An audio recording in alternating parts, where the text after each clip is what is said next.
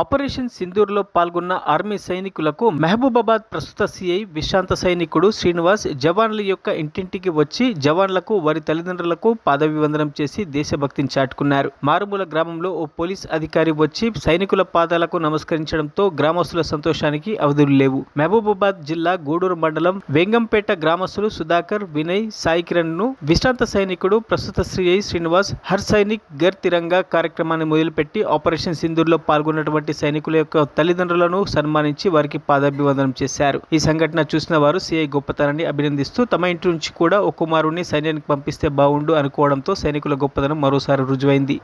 Total గా భారత్ మాతా key జై, భారత్ మాతా key జై.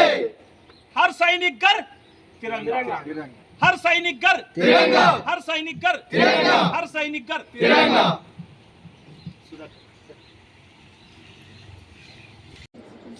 సైనికుడి ఇంటి వద్ద జాతీయ గీతాన్ని ఆలపించడం ప్రతి గ్రామంలో ఒక ఆచారంగా ఏర్పడాలనే నినాదంతో నేను ముందుకు వచ్చిన. కాబట్టి ఎవరు దీన్ని వీక్షించినా కూడా వాళ్ళ గ్రామంలో వాళ్ళు సైనికుడి ఇంటి దగ్గర జాతీయ గీతాన్ని ఆలపించే విధంగా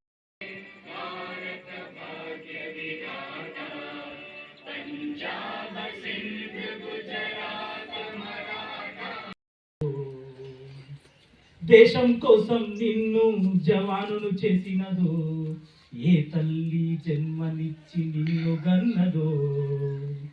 దేశం కోసం నిన్ను సతిమణిని చేసినదో, సతి పాదాలకు వందనాలు. అలాంటి సంస్కారం మనకు వచ్చినాడే ఒక సైనికుడికి పిల్లనియడానికి కూడా వెనుకాడే సమాజం. కానీ పాటలు పాడమంటే 100 కోట్ల సైనికుల్లో మరిన్ని అప్డేట్స్ కోసం మా ఛానల్ని సబ్స్క్రైబ్ చేయండి.